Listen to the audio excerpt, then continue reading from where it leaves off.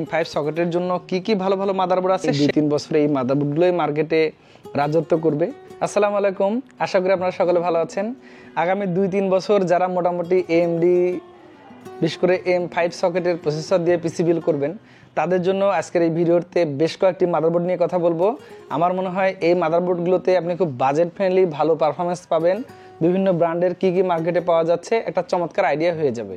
যদি আপনার প্রয়োজন হয় M5 সকেটের ভালো মাদারবোর্ড তাহলে এই ভিডিওটা আপনার জন্য না টেনে দেখলে অনেকগুলো আইডিয়া হয়ে যাবে, একই ভিডিওতে সব কিছু পেয়ে যাবেন ইনশাল্লাহ। তো চলেন আমরা চলে যাই কি কি মাদারবোর্ড আছে। আমাদের দেশে মাদারবোর্ডের মেইন ম্যানুফ্যাকচারার যারা সাপ্লাই দেয় সেটা হচ্ছে গিগাবাইট, MSI, ASUS, কিছু কিছু ক্ষেত্রে বায়োস্টার, এগুলো মোটামুটি ভালো মানের মাদারবোর্ড আমরা বলতেই পারি। এছাড়া আরও কিছু চাইনিজ ভেরিয়েন্ট থাকে, সেদিকে যাব না। আমাদের দেশে M5 সকেটের জন্য কি কি ভালো ভালো মাদারবোর্ড আছে সেগুলো নিয়ে একটু কথা বলবো। এখানে আমি মোটামুটি অনেকগুলো মাদারবোর্ড রেখেছি, MSI, গিগাবাইট, ASUS, এই মাদারবোর্ডগুলো বিভিন্ন ব্র্যান্ডের, এবং কোয়ালিটি কেমন, প্রাইস আপডেটটা কেমন হতে পারে সম্ভাব্য সেটা ধারণা দিয়ে দেবো। আমার মনে হয় চমৎকার একটা ধারণা হয়ে যাবে। প্রথমত আমি একটু কম বাজেটের মাদারবোর্ড দিয়ে শুরু করি। যাদের আসলে একটু বাজেট টাইট থাকে, বিশেষ করে চাচ্ছেন যে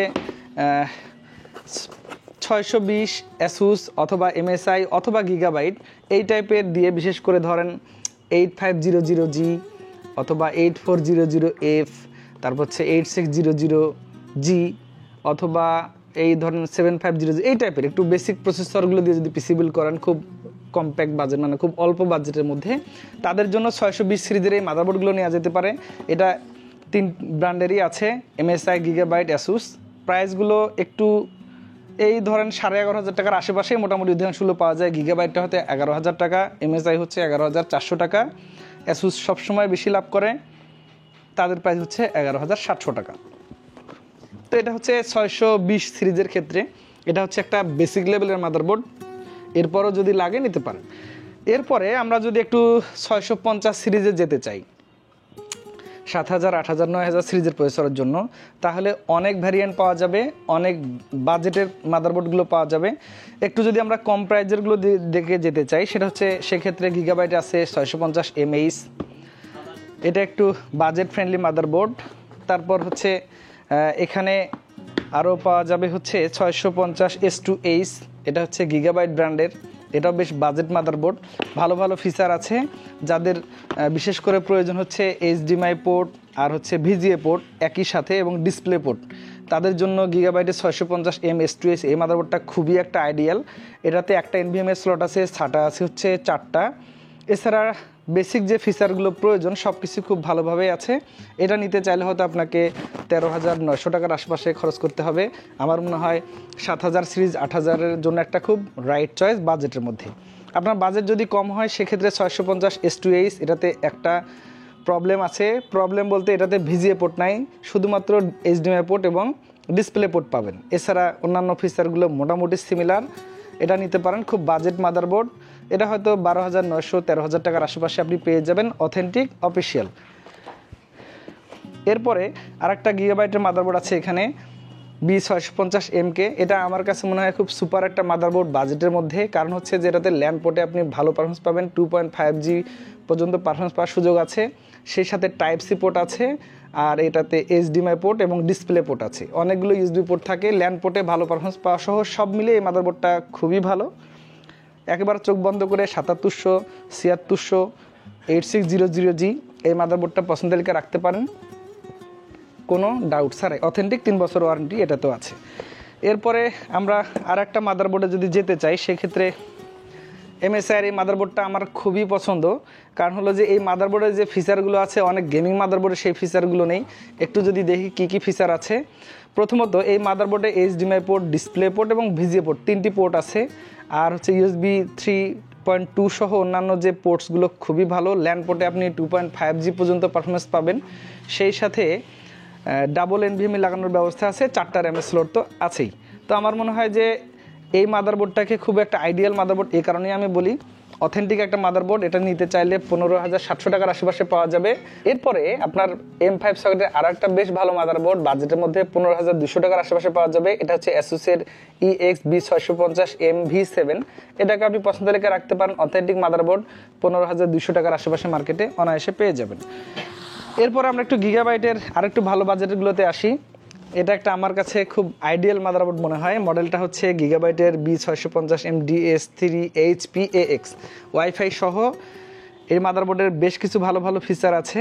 প্রথমত হচ্ছে ল্যান পোর্টে আপনি অবশ্যই সুপার স্পিড ইন্টারনেট এক্সপিরিয়েন্স করতে পারেন, সেই সাথে টাইপ সি পোর্ট আছে, এরপর হচ্ছে HDMI পোর্ট এবং ডিসপ্লে পোর্ট আছে, আর হচ্ছে একটা হ্যাঁ দুই ধরনের পোর্ট আছে, মোটামুটি ডিসপ্লে পোর্ট দুইটা আছে। সো এটাকে অনেকে যারা চান যে একটু একাধিক মনিটর শেয়ারিং করবেন তাদের জন্য খুব ভালো।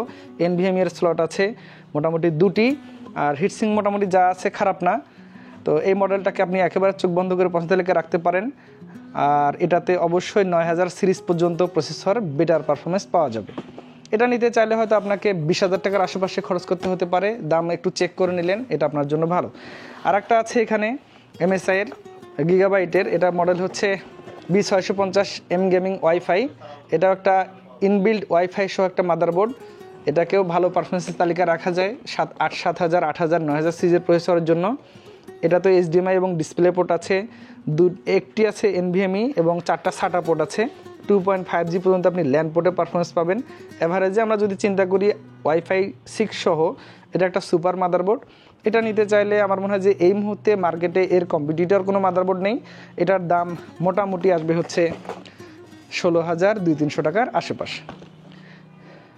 এরপরে আর একটা মাদারবোর্ড আছে, যারা আরও একটু সুপার পারফরমেন্স পেতে চান, 9000 সিরিজ, 8000, 7000 সিরিজ প্রসেসর দিয়ে পিসি বিল্ড করবেন, তাদের জন্য এটা gigabyte B650 gaming plus wifi.